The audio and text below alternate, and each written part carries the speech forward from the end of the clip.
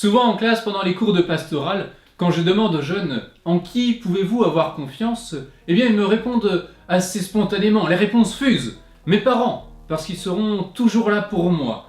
Ma meilleure amie, parce qu'on partage déjà plein de choses ensemble. Oh, tel ou tel prof, parce qu'il nous aide quand on ne comprend pas. Certains même vont dire « Moi je fais confiance à mon chien, parce que moi je sais qu'il ne va jamais répéter ce que je lui ai dit. » Et puis, il y en a toujours un quand même dans la classe qui lève la main et qui dit « Oh bah vous mon père, parce que on sait que vous n'allez jamais nous juger. » Bravo mon grand, t'as tout compris.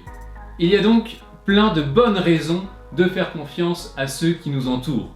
Mais dans les réponses que j'ai entendues, rarement il y a eu cette réponse-là. Je peux avoir confiance en Dieu. Pourquoi ? Qu'en est-il en réalité ? Peut-on avoir confiance en Dieu ? Que nous dit la Bible de la confiance ?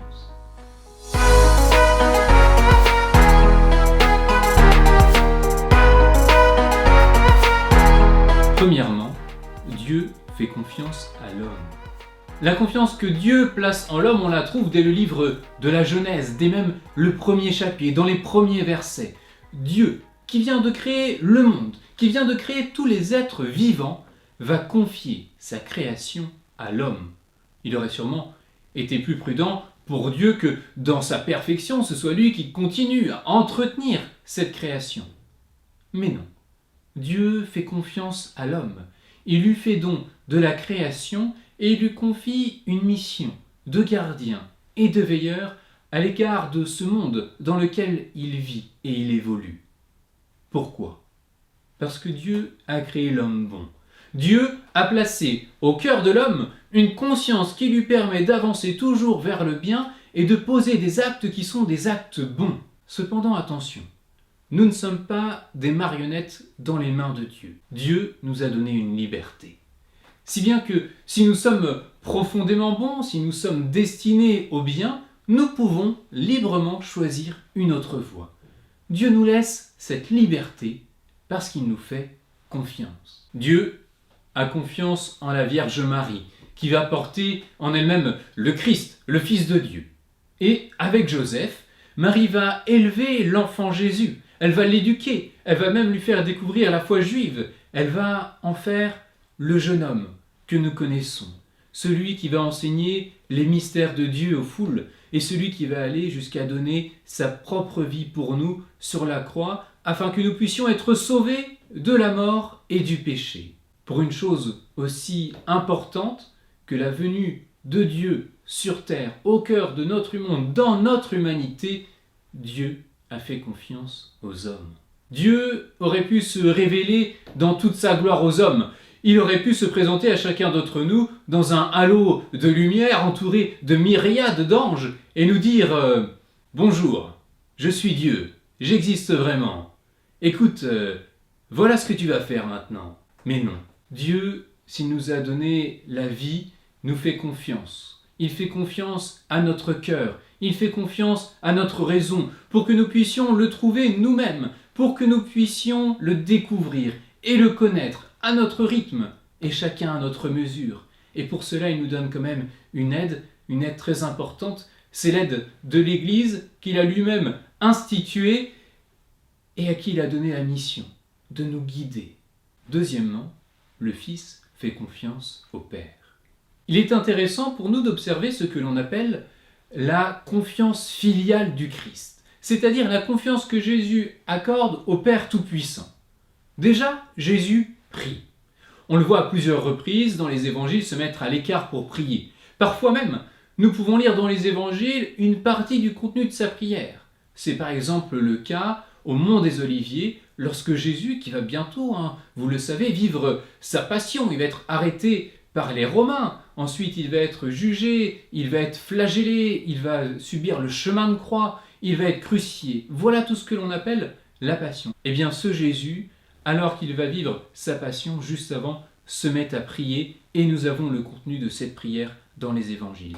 Père, si tu veux écarter de moi cette coupe, pourtant que ce ne soit pas ma volonté, mais la tienne qui se réalise. Ce passage est fondamental, puisqu'il nous montre comment est-ce que Jésus fait une confiance totale au Père. Il va faire sienne la volonté du Père.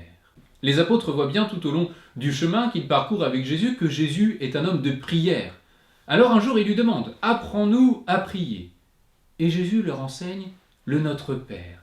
Cette prière que nous récitons encore aujourd'hui personnellement dans notre prière quotidienne, mais également dans la prière communautaire, particulièrement lorsque nous célébrons l'Eucharistie. Et si vous prenez le temps de réciter cette prière calmement, posément, en réfléchissant à ce que vous dites, eh bien, vous allez vous apercevoir que c'est une invitation à faire confiance au Père. Troisièmement, la confiance de l'homme en Dieu. Jésus nous dit « Tout ce que vous demandez en priant, croyez que vous l'avez déjà reçu ». C'est dans l'évangile de Marc au chapitre 11, verset 24. C'est la force de la prière qui croit en la parole de l'ange Gabriel à la Vierge Marie. Car rien n'est impossible à Dieu. Tout est possible à celui qui croit avec une foi qui n'hésite pas. On voit parfois dans les évangiles que Jésus est attristé par le manque de foi de ceux qui l'entourent. « Homme de peu de foi », dit-il à plusieurs reprises. Mais pour ceux à qui il dit « ta foi t'a sauvé », alors à ce moment-là, de grands miracles pour eux vont s'opérer. La confiance que nous accordons à Dieu s'exprime dans notre foi. La prière de foi ne consiste pas à répéter sans cesse « Seigneur, Seigneur, fais ceci s'il te plaît, oh, fais cela, ça m'arrangerait ». Seigneur, comment ça? Je n'ai pas encore gagné à l'euro million, alors que j'ai prié, je te l'ai demandé, j'ai déjà acheté des Ferrari, moi.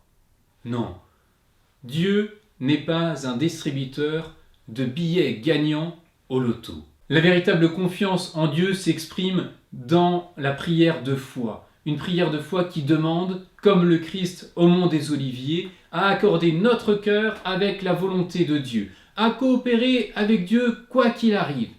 Parce que nous savons et nous croyons fermement que Dieu veut le meilleur pour nous-mêmes, que Dieu veut nous emmener là où se trouve notre bonheur, là où nous pourrons expérimenter pleinement l'amour et la paix. La confiance en Dieu prend donc une forme d'abandon qui est nourrie par la prière. Nous croyons fermement que même lorsque les choses vont mal, même lorsque la situation est critique, lorsqu'elle nous dépasse, nous croyons que Dieu peut tirer d'un mal un bien qui soit un bien plus grand. La confiance doit donc être accompagnée de sa sœur, la patience.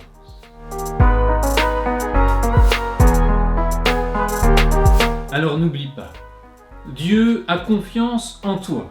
Dieu ne t'abandonne jamais. Tu peux, à la suite du Christ, placer en lui toute ta confiance dans une foi totale, véritable, pleine. Je te promets que tu ne le regretteras pas. Et plus encore, tu découvriras des merveilles que tu n'avais pas soupçonnées jusque-là.